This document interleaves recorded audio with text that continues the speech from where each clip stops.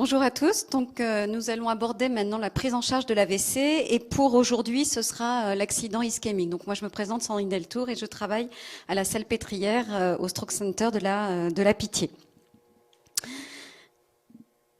Alors, les petites flèches.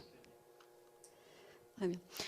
Donc rappelons, mais ça c'est des chiffres que vous connaissez bien, que l'AVC c'est un enjeu de santé publique qui est majeur, avec une pathologie excessivement fréquente. Première cause de handicap de l'adulte, deuxième cause de démence et troisième cause de décès.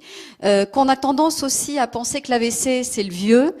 Dans un stroke center, il faut, enfin, en tous les cas chez nous, la moyenne d'âge, la médiane de notre âge, c'est 52 ans. Il ne faut pas oublier que 10% de nos AVC ont moins de 45 ans.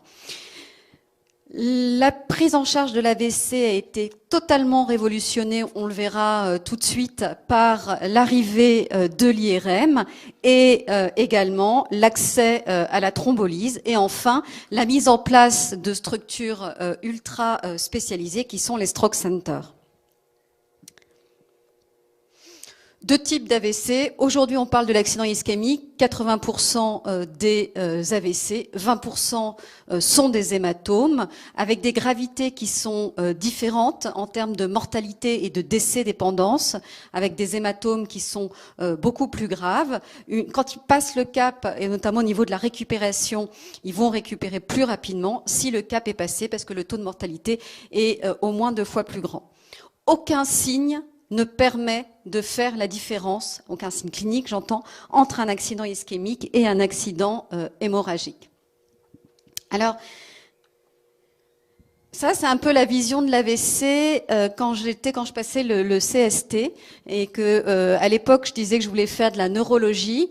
C'était vraiment, on trouvait ça très triste et on me disait c'est pas possible la neurologie, mais il y a absolument rien à faire à part les corticoïdes ou donc ça remonte pas à si loin que ça.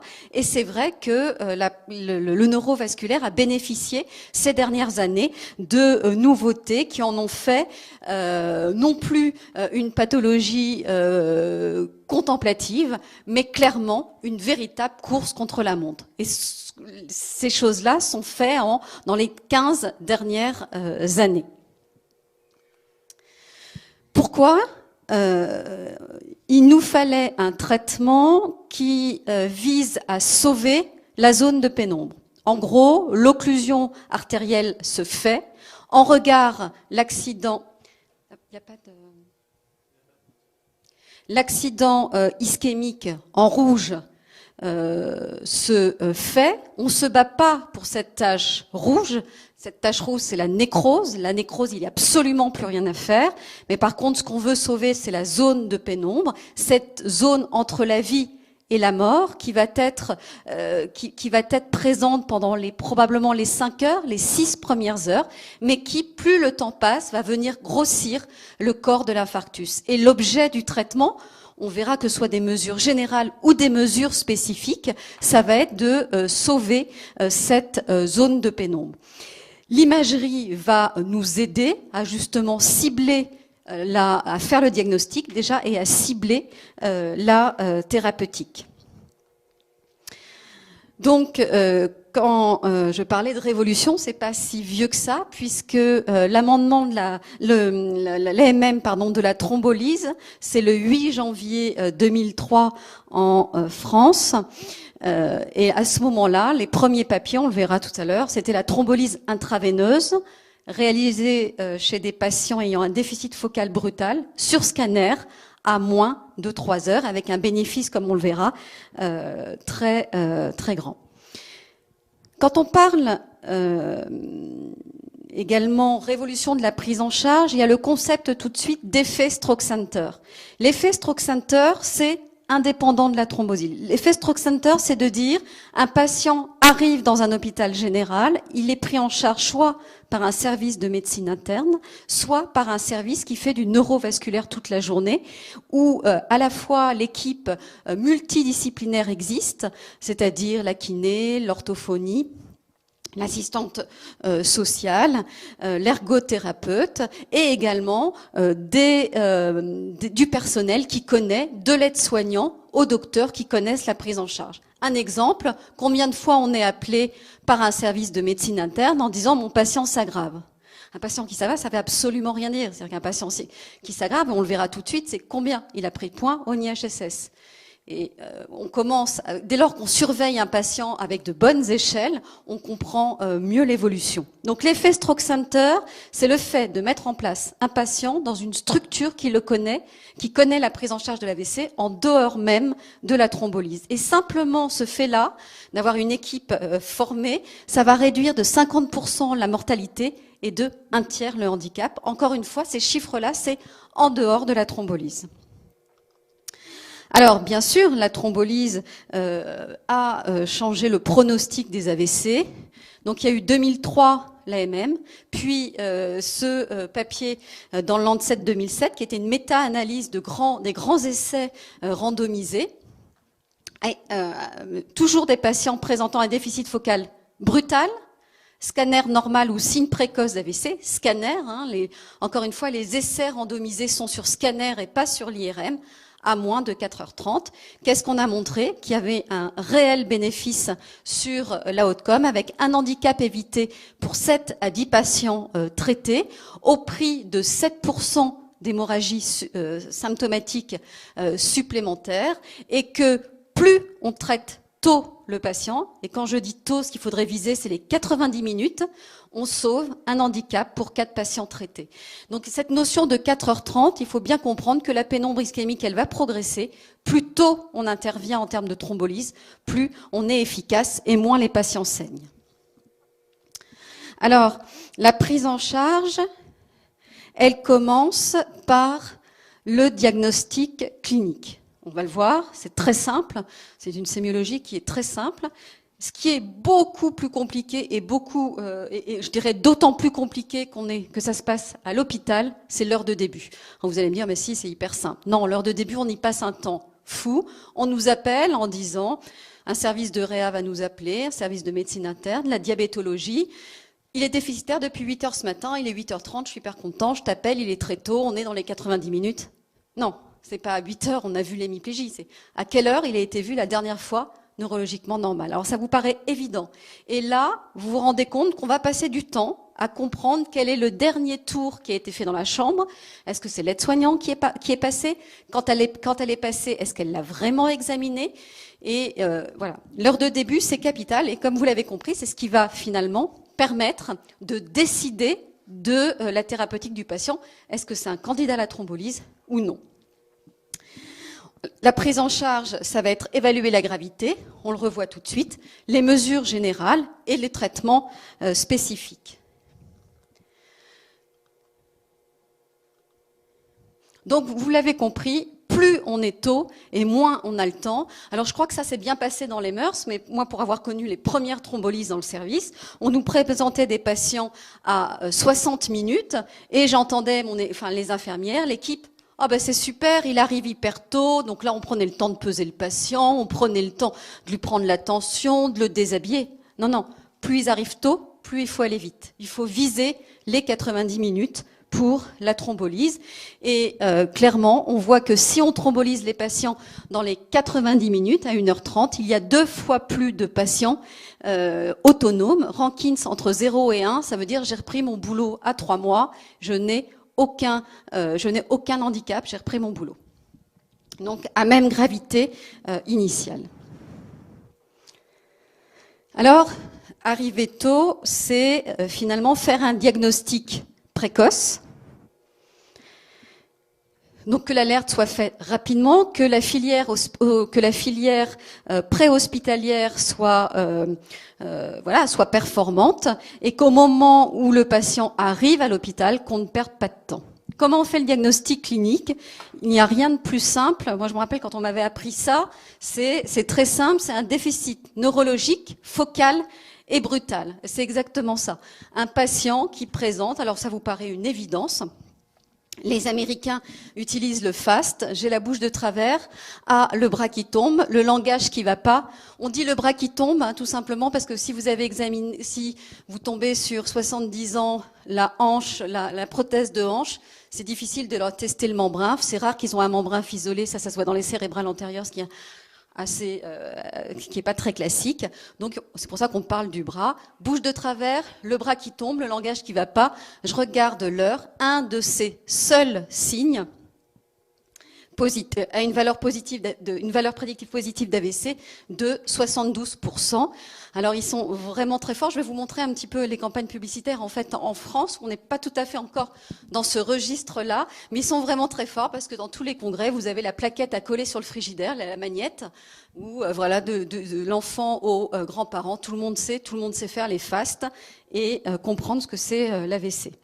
Alors vous allez sur n'importe quel site, ils font des choses, ça change, voilà, ça change assez régulièrement. Ça passe dans les intranets des boîtes privées, c'est les publicités. Vous connaissez une publicité médicale entre le yaourt et la voiture qui donne une maladie chez nous en France? Il y a la DMLA. Ça me fait toujours sourire. La DMLA, c'est le seul spot publicitaire aujourd'hui qu'on voit. Parce qu'on est d'accord, c'est hyper urgent. Non, il y a un vrai traitement pour la DMLA, c'est pas le sujet. Mais en tous les cas, voilà. Après, c'est les moyens qu'on se donne. Alors ça m'amuse beaucoup. C'est une affiche où vous êtes, c'est une petite île près de Hawaï, une petite île, vous y arrivez en coucou, vous êtes dans l'aéroport, vous savez pas trop quoi faire, il n'y a pas de réseau, et donc vous regardez les murs, et quand vous regardez les murs, vous voyez une affiche sur qu'est-ce que c'est un stroke. Alors c'est sûr que j'ai pas essayé d'appeler le SAMU là-bas. Néanmoins, il y a de l'information. Ça, c'est les affiches que vous avez tous dû voir. C'est nos affiches. Voilà, donc on comprend tous, hein, on est d'accord, qu'un AVC, c'est vous ressentez brutalement une faiblesse d'un côté du corps, et donc il y a le fantôme, et ça paraît évident. Alors, depuis 1 an et demi, le FAST que je vous ai montré est devenu VIT, ce qui est un tout petit peu plus compliqué, le VIT. Le VIT, ça fait visage, bon ça va. Inertie d'un membre. Alors j'ai le responsable du SAMU 93 qui me disait, tu sais, moi, si je leur apprends ce que c'est l'inertie d'un membre, c'est pas gagné pour qu'ils appellent le SAMU. Hein. T, trouble de la parole. E, en urgence, faites le 15. En gros, il faut apprendre à tout le monde, à nos aides-soignants, à nos infirmières, aux permanencières, à tout le monde, faites des FAST et on gagne du temps pour faire le diagnostic d'AVC, ça marche. Le diagnostic est fait. On va maintenant évaluer la gravité du patient. On utilise le score NIHSS, un score de 0 à 42. Il faut être ultra entraîné pour le faire de tête. Nous, encore classiquement, au lit du patient, on a encore la grille. Il y a beaucoup d'items. Mais pourquoi c'est intéressant ce score? C'est qu'il va nous donner en fait ça va nous permettre de faire une classification pronostique. C'est-à-dire que NIHSS, le NIHSS 0, j'ai aucun déficit, 42, je suis mort, et entre 2, j'ai un AIC mineur. Entre 0 à 5, et dans ce cas-là, je sais que le patient a 80% de chances d'être autonome à 3 mois. Et ainsi de suite. Et un IHSS supérieur à 20, c'est un AVC qui va être gravissime. Un point de plus, ça fait 17% de moins bon pronostic. Un patient qui s'aggrave, quand je reviens à mon exemple de la médecine interne de tout à l'heure, un patient qui s'aggrave, c'est un patient qui a pris 4 points. Il y a une définition. Une hémorragie symptomatique, c'est un patient qui a pris minimum 4 points. Et c'est pas mon patient s'aggrave, mon patient va moins bien, je le trouve un peu moins bien. Il y a un score qui permet de l'évaluer. Alors, voilà, ça c'est la fiche. Aucun intérêt de le savoir par cœur, encore une fois. Bien sûr, on va peut-être le faire plus ou moins de tête, mais on a toujours notre grille sous la main pour le noter. Dans une unité neurovasculaire, il faut imaginer que l'infirmière est formée. Quand je vous parlais tout à l'heure de l'intérêt d'une team formée, c'est parce que l'infirmière est formée à ça. Et le patient arrive, les 24 premières heures d'un AVC, elle fait un IHSS toutes les heures. Et elle peut passer plus fréquemment que le docteur au lit du patient pour le surveiller. Elle est tenue de faire cette évaluation. Ça y est, on a fait le diagnostic positif, on a évalué le patient. Maintenant, comment en faire le diagnostic radiologique? Je vous ai dit au départ, aucun signe ne permet de faire la différence entre un hématome et une ischémie. Donc comment dirais-je, le recours à l'imagerie est systématique. Avant 80, c'était l'autopsie. Après 80, le scanner est arrivé. Le scanner nous permet simplement de faire la différence entre l'hématome et l'ischémie, d'apprécier la taille, mais pas dans les premières heures. Et en tous les cas, ce qu'il ne nous permet pas de faire à la phase aiguë, c'est de reconnaître un diagnostic différentiel tel que la migraine accompagnée, l'épilepsie, l'hypoglycémie ou l'hystérie. Voilà.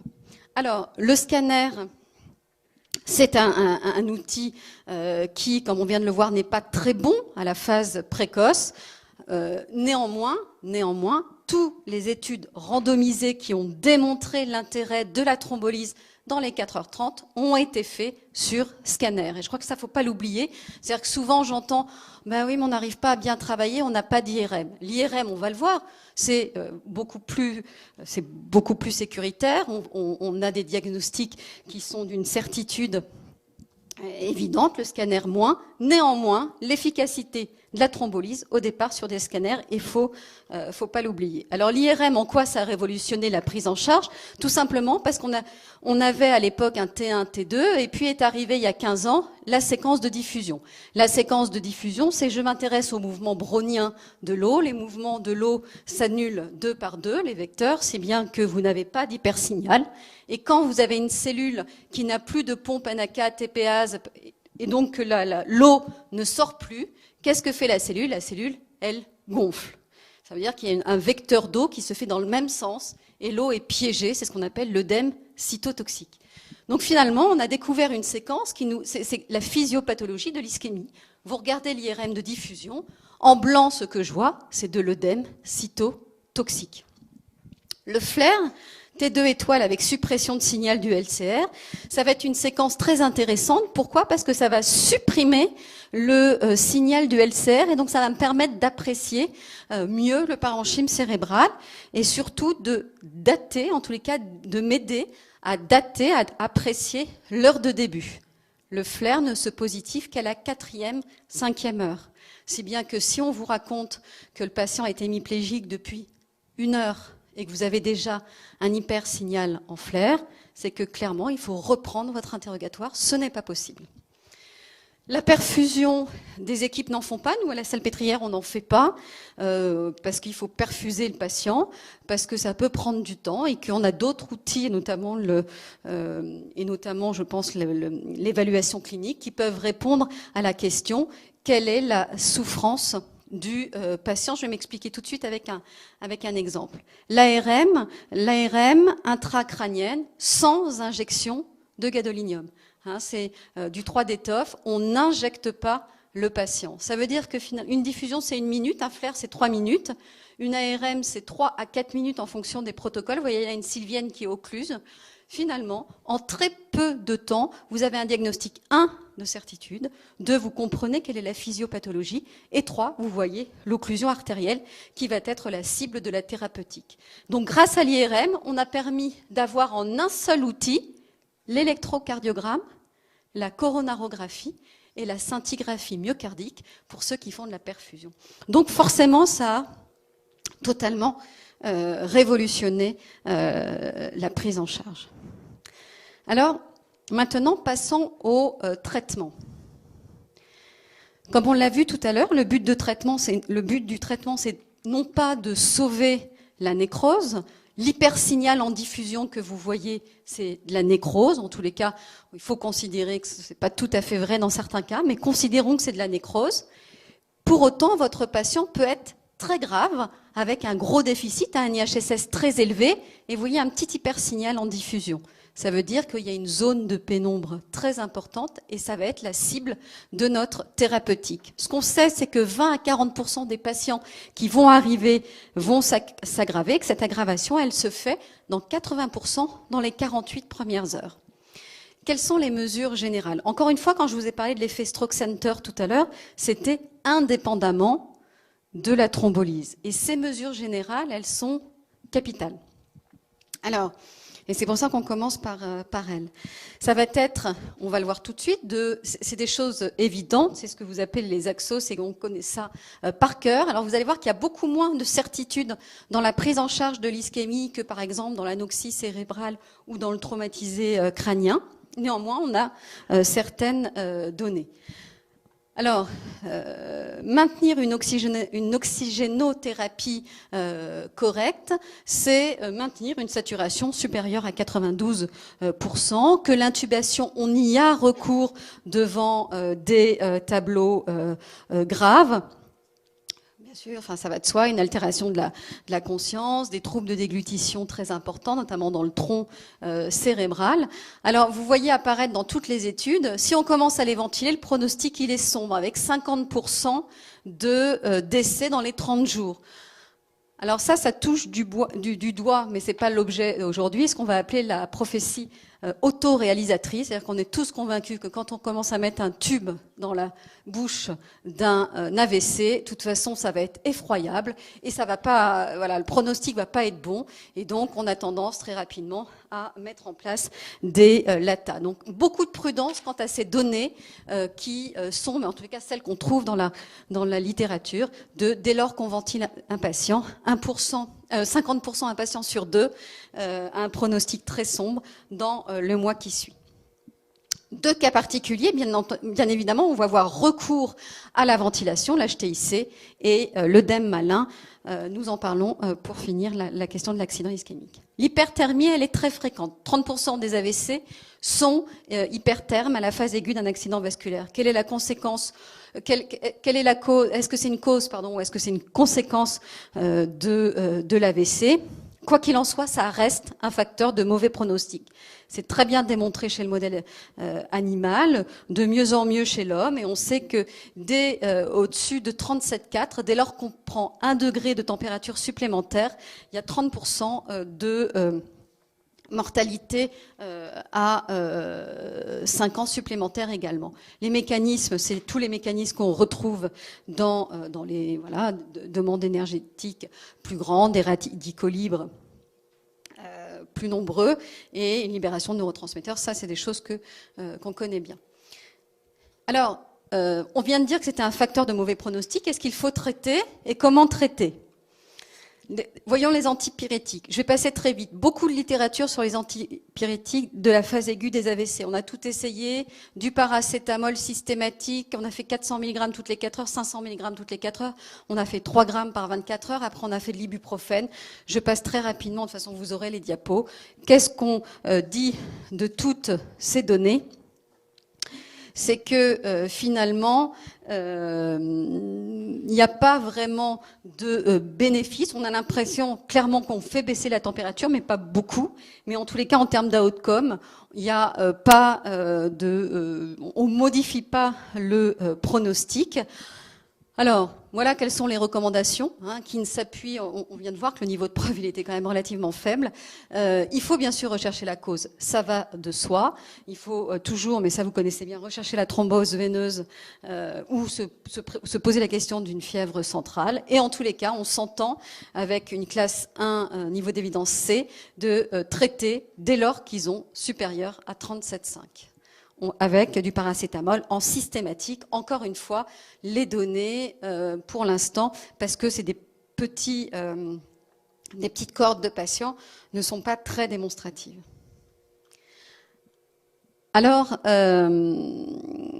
la question après, c'est de se dire finalement, hyperthermie, les antipyrétiques, on a dit voilà, on se met d'accord pour la traiter de façon systématique. Qu'en est-il de l'hypothermie induite ? Beaucoup de données concernant l'encéphalopathie anoxique, on voit que ça marche. Dans le modèle ischémique, on sait que ça marche chez l'animal. Et aujourd'hui, chez l'homme, très peu de démonstrations. En tous les cas, il y a on n'a aucun résultat, en tous les cas, à ce jour, parce qu'il y a des études randomisées qui sont en cours, mais on n'a aucun résultat sur des études randomisées multicentriques chez l'homme. Des études On a des résultats de certaines études, mais soit des études avec un très faible, un effectif très faible du fait d'une interruption qui s'est faite précocement, ou comme Ictus, qui montre que finalement, effectivement, c'est faisable, effectivement, c'est bien toléré, mais qu'aujourd'hui, ça ne modifie pas le pronostic et qu'on se pose la question finalement de se dire est-ce qu'il ne faudrait pas proposer un refroidissement encore plus important, et notamment autour des 33 degrés. Il y a des études en cours qui devraient répondre à la question. La pression artérielle. 60% des patients ont une PS supérieure à 160. Et là, on touche en fait à une ambiguïté qui est claire. C'est-à-dire qu'on sait que le fait qu'ils augmentent de 10 mm de mercure au-dessus de 180, que ça devient un risque d'aggravation neurologique et que ça va modifier la outcome de façon défavorable. Alors la question qui se pose, c'est alors est-ce qu'on doit la faire baisser? Et si je dois la faire baisser, quel est mon risque de la faire baisser? Alors on est partagé entre baisser la pression artérielle parce que clairement on a envie de réduire la formation de l'œdème, on veut réduire les risques de transformation hémorragique et prévenir les lésions vasculaires, et on comprend fort bien que si on la baisse et qu'il y a une sténose hyper serrée au niveau du cou, on va mettre à défaut la perfusion cérébrale. Et donc, probablement qu'il y aurait des attitudes à avoir en fonction de chaque patient, en fonction de savoir comment ça passe en transcrânien, comment passent les sylviennes, comment ça passe au cou, pour avoir une attitude adaptée. Alors, les recommandations en dehors de la thrombolyse, puisque la thrombolyse, tout simplement parce qu'au moment où vous passez le thrombolytique, on a peur de transformation hémorragique, on dit au moment de la thrombolyse, il faut respecter, on commence à traiter au-dessus de 185-110. Par contre, pour les autres patients, c'est-à-dire ceux que vous voyez, et en absence bien sûr d'insuffisance cardiaque sévère, enfin, d'un autre motif qui motiverait qu'on baisse la tension, on s'entend pour dire à la phase aiguë d'un accident ischémique, en dehors de la thrombolyse, on ne traite que si la systolique est supérieure à 220 ou la diastolique supérieure à 120, et qu'il faut baisser la tension artérielle si on doit le faire, au-delà de ces seuils, de 15 à 25% dans les 24 premières heures. L'hyperglycémie, là encore, quel est l'œuf de la poule, cause ou conséquence? En tous les cas, ce qui est sûr, c'est quand ils sont hyperglycémiques, supérieurs à 8 millimoles, ils vont moins bien et ils meurent plus. Et quand ils sont supérieurs à 11 millimoles, ils font plus de transformations hémorragiques. Alors là, il y a plein d'hypothèses qui sont faites, enfin qui sont bien démontrées maintenant, et plus récemment grâce à la spectroscopie, on se rend compte que quand le patient est hyperglycémique, Krebs ne fonctionne plus, ils vont bombarder d'acide lactique, et que clairement l'acide lactique va favoriser la transformation de la zone de pénombre en nécrose. Ça, c'est la première toxicité de l'hyperglycémie.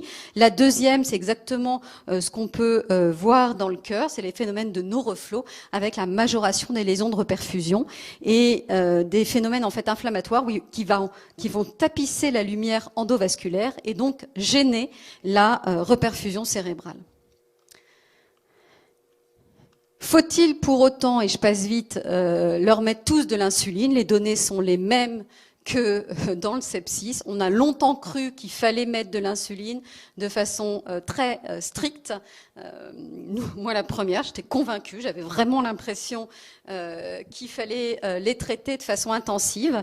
Donc, à ce jour, aucune étude, et je passe vite sur les études, mais vous aurez tout le détail, aucune étude démontre l'intérêt d'une insulinothérapie intensive. On sait qu'on leur colle, par contre, ça c'est sûr, des hypoglycémies, et que l'hypoglycémie dans les lésions cérébrales, c'est pas bon. Donc aujourd'hui, l'objectif, c'est de les traiter dès qu'ils sont supérieurs à 10 millimoles avec de l'insuline sous-cute et aucune place de l'insuline IVSE. Alors, pour finir sur l'accident ischémique, puisque j'ai dépassé mon temps de 2 minutes, La mesure spécifique, on l'a vu, c'est la thrombolyse intraveineuse. C'est la thrombolyse intraveineuse, je ne reviens pas. Un handicap sur 4 patients traités est évité dès lors qu'on traite dans les 90 minutes. Un handicap sur 7 à 10 patients est évité si on traite dans les 4h30. Donc il faut agir vite. Alors vous allez me dire, oui mais le cœur, ça a commencé comme ça. On a commencé par la thrombolyse intraveineuse et puis après, aujourd'hui, c'est le cathétérisme quasi en première intention. Donc on a essayé dans le cerveau, à ce jour, il y a eu beaucoup de littérature qui est tombée l'année dernière, thrombolyse intraveineuse versus traitement endovasculaire, je mets un cathé et je vais chercher mon thrombus dans la sylvienne plutôt que thromboliser le patient. Les études, et il y a eu 3 beaux papiers qui ont été faits l'année dernière, sont négatives pour plein de raisons que vous expliquerez mieux les neuroradiologues que moi parce qu'ils ont envie d'y croire. Les raisons, c'est parce que ces études, elles ont commencé à inclure très tôt, enfin il y a quelques années, qu'il y a quelques années on n'utilisait pas les mêmes devices qu'actuellement, qu'aujourd'hui on a du matériel qui ne fait que s'améliorer, donc on est d'autant plus efficace dans la désobstruction. Néanmoins, aujourd'hui, le traitement de première intention reste la thrombolyse intraveineuse. Donc c'est le traitement de référence en 2014 à moins de 4h30 du début des symptômes. Alors je passerai très vite pour vous dire, d'après vous, combien de patients sont thrombolisés dans l'accident ischémique en France. Je suis en train de vous dire, c'est un traitement qui a tout changé, on a l'IRM, ça devient très simple. On est 11 ans après l'AMM, moins de 7%. Pourquoi ? Parce que clairement, on a un traitement qui nous donne une fenêtre thérapeutique très très faible, 4h30, qu'il faudrait trouver un traitement qui ne fasse pas saigner et qui puisse sauver la zone de pénombre sans faire saigner après 4h30, après 5h, après 6h, mais qu'aujourd'hui ça n'existe pas. Qu'il faudrait bien sûr plus de stroke center. Combien de fois les SAMU nous appellent ? Ce que j'ai oublié de vous dire, c'est que pour thromboliser, il faut avoir une formation neurovasculaire. Donc combien de fois les SAMU tournent en disant « moi j'ai pas de place, j'ai essayé 11 UNV et il n'y a pas de place » et le temps passe dans le camion. J'ai pas le temps de vous en parler, mais aujourd'hui, je crois qu'il y a Louis qui appelle, je ne sais pas ce qu'il veut. Louis Pubasset ? Ouais. Non, peut-être que c'est parce qu'il veut te joindre, je sais pas. Donc, il faut plus de stroke center. Alors aujourd'hui, il y a des publications sur, vous avez bien compris, comme je vous ai dit, 80% sont ischémiques, 20% hémorragiques. La différence avec le cœur, c'est qu'une thrombolyse dans le camion, c'est possible sans imagerie du cœur parce que vous avez un ECG, mais qu'il faut absolument une imagerie avant de thromboliser pour avoir la certitude diagnostique et que dans ce cas, il faut avoir un camion équipé d'un scanner. Et donc ça a été l'équipe allemande qui ont publié un papier l'année dernière sur thromboliser dans le camion. Il y a une étude qui va commencer dans 3 mois sur Paris, où on va avoir ce fameux camion allemand qui va se balader dans Paris. Alors il faut comprendre, ça coûte hyper cher de le déplacer, qu'il faut quand même, c'est pas le camion qui se déplace à votre domicile, ça reste toujours le patient qui se déplace au camion, parce que ça prend beaucoup de place. Et donc cette étude va commencer, c'est un PHAC de Sainte-Anne qui va commencer à peu près en septembre. Voilà, qu'il va falloir aussi que les patients arrivent plus vite. Dire arriver plus vite, c'est appeler plus tôt. Et puis, il va falloir également faire de la téléthrombolyse. Pour ceux qui habitent le 77, et notamment le fin fond du 77, arriver dans un stroke center dans les temps, c'est vraiment un pari qui est difficile à tenir, parce que quand on habite Fontainebleau, la première UNV qui est accessible, celle du 77, c'est 110 km. Et quand on arrive dans les centres parisiens, c'est 70 km. Il n'est pas bon de faire son AVC à 8h du matin au fin fond du 77, même héliporté. On sait qu'on passe et ces patients arrivent en dehors de tout délai. Alors bien sûr, je ne pouvais pas ne pas finir sur l'accident malin. L'accident malin, et c'est les patients que vous allez voir en réanimation, c'est 2 à 3% des infarctus cérébraux. L'œdème malin, il arrive à 48-96 heures, tout simplement parce que l'œdème malin, il arrive au pic de l'œdème cytotoxique quand l'œdème vasogénique apparaît et qu'il n'y a plus de place dans le cerveau, ce d'autant qu'on est jeune. Et donc, il va y avoir une hypertension intracrânienne très importante, 50 à 80% de décès, et on meurt dans ces cas-là d'engagement temporal. Alors, le traitement, quels sont les risques, de faire l'œdème malin? Plus on est jeune, je suis désolée, c'est pas marqué sur la diapo, mais bien sûr, plus on est jeune, et notamment moins de 50 ans, c'est un facteur prédictif de faire l'œdème malin. Les troubles, la sévérité du déficit neurologique, NIHSS supérieur à 16, le fait d'avoir des troubles de vigilance d'emblée et des signes d'engagement d'emblée. Après, l'outil radiologique est très important. Et nous, celui qu'on utilise le plus quand on a accès à l'IRM, c'est le volume à 145 cc. C'est un papier qu'on avait publié maintenant il y a 10 ans, volume supérieur à 145 cm3 sur l'IRM initial en séquence de diffusion. Et dans ces cas-là, c'est un facteur qui nous fait dire que le patient est à haut risque de faire un œdème malin.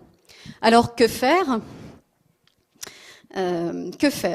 Faut-il faire un volet décompressif? Plusieurs études ont tenté de répondre à cette question. Quand je dis tenter, c'est parce que ça a été compliqué d'inclure. Il faut imaginer les inclusions. C'est bonjour, est-ce que vous êtes d'accord qu'on randomise votre épouse? Si on ne l'hémicraniectomise pas, elle a 70 à 80% de décès. Par contre, si on l'hémicraniectomise, elle a 30% de décès. Signée là, elle va être tirée au sort. Donc forcément, il y a eu un problème énorme d'inclusion, si bien que 3 études, dont une française, quand on a dû pouler en fait nos résultats, c'était l'équipe de la Riboisière avec Vaidi Katayoun, et on a à la fin 93 patients. C'est le papier qui a montré l'intérêt de l'hémicraniectomie. Ils étaient randomisés en 2 groupes, ils étaient thrombolisés pour certaines études. Alors, tous avaient moins de 60 ans, on allait jusqu'à 60 ans, et on regardait le volume initial à l'IRM, supérieur à 145 cc, moins de 24 ou 48 heures en fonction des études, et ils étaient hémicraniectomisés. Quand on regarde les résultats, qu'est-ce qui se passe? Ça, c'était une photo de l'hémicraniectomie. Quand on regarde les résultats, qu'est-ce qui se passe? Forcément, on meurt moins. Oui, parce qu'on mourrait par engagement temporal. Maintenant, on ne meurt plus par engagement temporal. Néanmoins, est-ce que ça vaut le coup? C'est pas la vie à tout prix, c'est le handicap le moins possible. Et ça va être discuté au cas par cas, en fonction des souhaits du patient, des souhaits de la famille, de ce qu'on pense effectivement de la localisation de l'accident et donc du pronostic neurologique. Clairement, il y a 22, dès lors qu'on les hémicraniectomise, ils meurent moins, ça on vient de le dire, 22% de handicap modéré, 29%, il y a plus de 29% de handicap modérément sévère. Modérément sévère, ça veut dire quoi? Ça veut dire j'ai besoin d'une autonomie complète pour me mobiliser, pour m'habiller, donc vraiment une aide constante. Donc après, c'est des choses dont on peut discuter, qu'on discute à la fois avec les neurochirurgiens, les anesthésistes et forcément la famille. La question étant de savoir qu'est-ce qui est acceptable comme handicap et donc de prendre en compte la vie de chacun. Le dernier papier sur l'hémicraniectomie qui vient de sortir, là, c'est un New England il y a quelques semaines. Faut-il faire des hémicraniectomies passé 60 ans? On comprend bien que passé 60 ans, on est un tout petit peu plus atrophié, il y a un petit peu plus de place. Donc, est-ce qu'ils passent le cap ou faut-il les hémicraniectomiser? Donc il y avait, encore une fois, c'est toujours des petits échantillons, ça fait un New England, mais ça reste des petits échantillons, 112 patients, plus de 61 ans, on fait une hémicraniectomie dans les 48 heures, ils meurent moins, ben ça on le sait, 33% versus 70% quand vous ne faites pas d'hémicraniectomie. Par contre, on a augmenté, il y en a 32% qui ont un handicap, ceux qui, voilà, ils sont pas morts, mais le prix à payer, c'est un handicap qui nécessite une aide à temps plein, 34% versus 15%. Donc encore une fois, c'est au cas par cas. Voilà, j'ai fini sur la prise en charge de l'accident ischémique. Le temps qu'on passe dans les 10 minutes qui restent... Pardon. Qu'est-ce qu'il voulait?